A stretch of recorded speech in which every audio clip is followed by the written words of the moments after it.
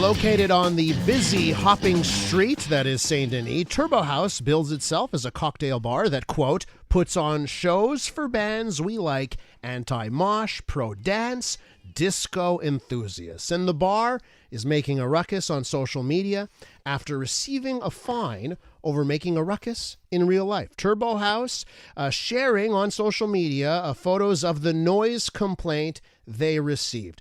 And here's the caption they used, right? Here's the caption on social media. Nice to know it's illegal to have des spectacles in the effing quartier des spectacles.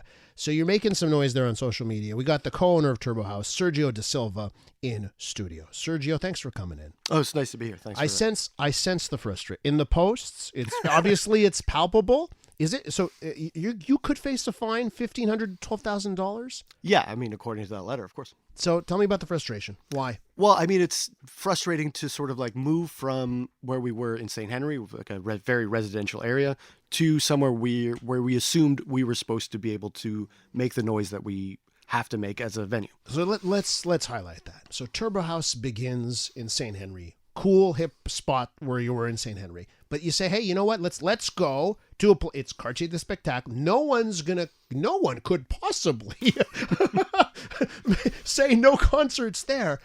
And so how's it been since you moved to Saint Denis then? It's been great for the most part because, there are zoning laws specifically for Saint Denis between de Maisonneuve and Sherbrooke where specifically you can have bars at every storefront. There's no proximity rules. Mm-hmm. So the city, through their rules, have basically showed us like, this is where we want bars to be. This is where we want nightlife to be. Yeah. So we moved there and it's been great. It's very central. It's, a mixed use neighborhood. There's all kinds of things there. So we figured this would be the best place for us to be. And for the most part, it has been. And I think you've gone above and beyond. Tell us about, so there are apartments above you. Yes. And you rent them, or you took up these apartments to just make sure that there couldn't be possibly someone right next to you, right? Tell us about all the lengths you've gone to make sure you won't get complaints. I mean, for the first part was just moving the space in general, moving from a residential neighborhood to the Quartier de Spectacle. The next thing was spending most of our budget on soundproofing. Mm-hmm. Like we gutted the place entirely and soundproofed it to the best of our abilities. Yeah. And then on top of that, to avoid issues with neighbors and to avoid issues with our landlord, we rented the two apartments directly above us. So I live in one, yeah, and the other one is used for traveling bands. So bands that we have come in, they could stay there for free, or bands that are just playing in the city and need a place to stay, they can stay with us for free. Okay. So not a lot of places would go to all those lengths. The city says, well, this is just the beginning of a discussion. Right? That's what they're saying. How do you take it? Well, I mean, ultimately the rules are the rules. And I understand that everybody needs a sort of basic quality of life. Mm-hmm. And living next to a bar like mine may not provide that for you. And I understand that. But there are things that I think the city can do in terms of changing the rules so that everybody can live more harmoniously. One thing that comes to mind is something that they've done in London, mm-hmm, where it's basically the agent of change rule. So basically, whoever comes in, if you're building a new space, you have to make sure that you conform with the ecosystem that currently already exists. Uh-huh. So if you're putting in a residential building, the onus is on you to make sure that it's properly sound insulated and that you're not messing with the people who are already currently there. So I feel like a big part of the issue is that the new building that went up behind us wasn't done with that in mind. So does it come down to that? Do we know who is behind this complaint? Not specifically, no. Mm-hmm. So I can't make that judgment. But the city was able to tell me what building it came from, and it's from the building that was newly built behind us. So all our soundproofing that was done is now kind of gone out the window, yeah, because they've made all these new holes, they've made all these new issues that now we have to address. Luckily, the city does have a plan in place where they do give money to people like me to be able to soundproof. Uh-huh. But that's not it's not a quick solution. In order to properly soundproof things, you need people to come in, take a look, assess the situation, make sure that you're using the money properly. And it's not cheap. Mm-hmm. If they give me $10,000, I'll probably be $20,000 short of doing the job properly. Uh-huh. And once again, to put the onus on somebody who A, doesn't own the building, and B, didn't create the problem, I find to be a bit frustrating. We're with Sergio de Silva, the co-owner of Turbo House. That cocktail bar and venue just been served a letter that they could be in violation of the noise bylaws in this city and facing a fine between $1,500 and $12,000. So, Sergio, how do you wish the city had handled this? I mean, ultimately, they handle it the only way that they can. Like, the rules that are in place dictate that this is how they have to handle it. What I'd like to see is basically a change in the rules. Like, you have to be able to accommodate the nightlife that is there. Like, Montreal has this reputation of being a nightlife city. And in order to be able to sustain that, you have to allow people like me to do the things that we're doing.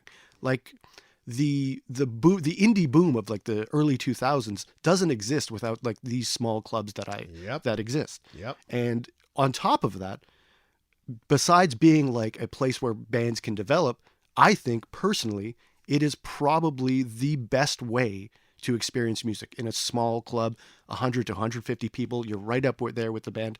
There's no better experience musically. You could go to the Bell Center shows all you want, but you won't feel the same way. Like, a Bell Center show won't change your life the way at a 100-cap room with a bunch of sweaty, the band is right in your face. There's no better experience for music, and you have to retain that. That's part of the culture of the city. Well, I would completely agree with you in the musical moments of my life. Listen, you can have a great show at the Bell Center, like you mentioned, but the life-changing stuff happens in venues like yours.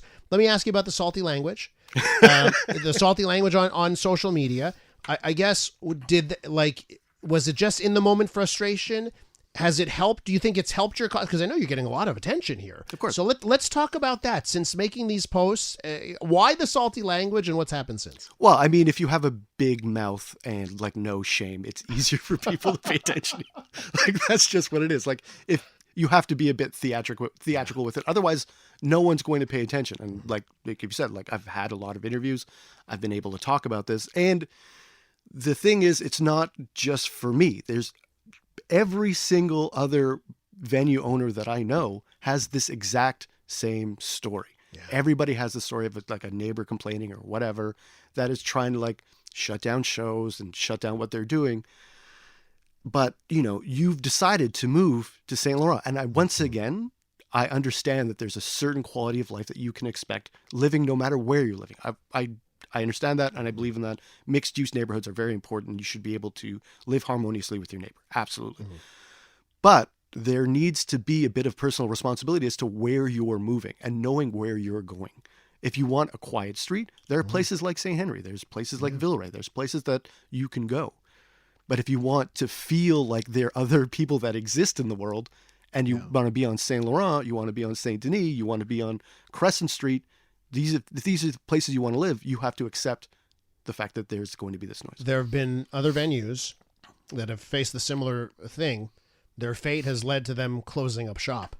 Are you worried the Turbo House could end up on the list of venues that close after a new neighbor comes in and starts to complain? No, I'll stay open out of spite. Like, that's that's not going to change anything for me. But like, obviously the threat is always there. Like, the threat of a 5-figure fine dangling over my head is never something that I'm going to live comfortably with. Yeah. But ultimately, like, you have to, like, we've always been proactive. Like, I don't expect the city to solve this problem for me. Mm-hmm. What I'm going to do is I'm going to assess the noise situation. I'm going to speak to my neighbors directly, like I've done since we've got there. Everybody who lives in the building that we occupy has my phone number. If there's an issue, they call me and they text me directly, and we solve the issue as it comes. Any back channel discussions with counselors? Oh, absolutely. And let's talk about that. Is there support there? Of course, like, the city wants the issue to get resolved. Okay. Obviously. Okay. But the bottom line is the rules that they have in place don't allow them to be able to do much outside of potentially giving me some money and being like, hey, we understand that this is an issue, but like, our hands are tied. But I want to be very clear that they've been active in responding to my messages, and they want the issue to be taken care of. Well, listen, I think a lot of our listeners are of this mindset. I have a text message here from a listener, Andrew. People that move into a noisy area next to a bar, airport, racetrack, and then complain about noise are very, all caps, special. Sergio, we'll leave it there. Check out the Instagram and the Twitter, the X, Turbo House. And listen, we're pulling for you. I'm pulling for you right here, okay? I appreciate that. That's Sergio de Silva, Turbo House co-owner.